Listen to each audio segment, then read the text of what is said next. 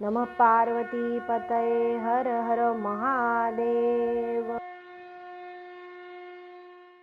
श्री शिवपुराण महात्म्य विद्येश्वर संहिता अध्याय 19 पार्थिव लिंग पूजनाचे महात्म्य।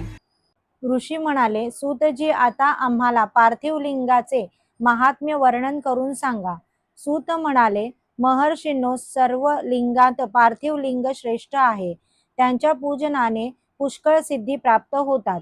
त्याची उपासना करून हरी, ब्रह्मा, प्रजापती, देवता, असुर, मनुष्य, गंधर्व, सर्प, राक्षस आणि अनेकांनी आपले मनोरथ पूर्ण करून घेतले आहेत।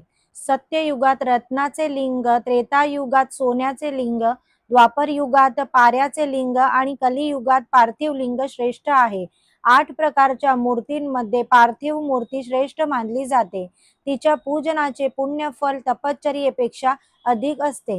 ज्याप्रमाणे नद्यांमध्ये गंगा, मंत्रांमध्ये ओंकार, वर्णांमध्ये ब्राह्मण, नगरांमध्ये काशी, व्रतांमध्ये शिवरात्री व्रत आणि शक्तींमध्ये शैवी शक्ती सर्वश्रेष्ठ आहे, त्याप्रमाणे लिंगांमध्ये पार्थिव लिंग सर्वश्रेष्ठ आहे।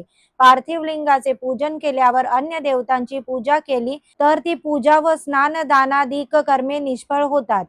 पार्थिव लिंगाची आराधना केल्याने पावित्र्य, पुण्य, धन, समाधान आणि ऐश्वर्य वृद्धिंगत होते। सर्व इष्ट कार्ये सिद्ध होतात।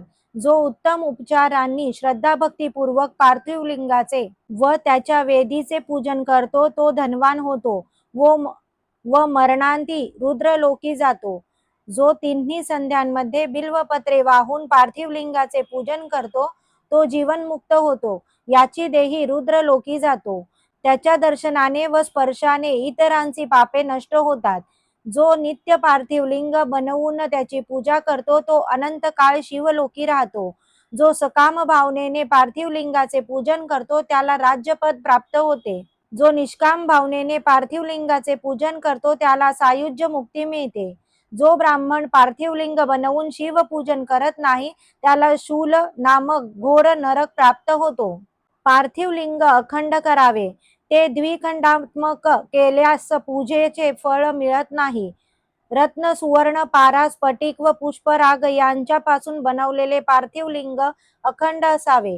वेदिका, महाविद्या आणि महेश्वर देव लिंगरूप आहेत, म्हणून स्थावर लिंगात तेवढी द्विखंडता असते। अखंड लिंग, चर लिंग आणि द्विखंड स्थावर लिंग यांच्या पूजनेचे फल समान असते। अशा प्रकारे विद्येश्वर संहितेतील अध्याय 19 समाप्त।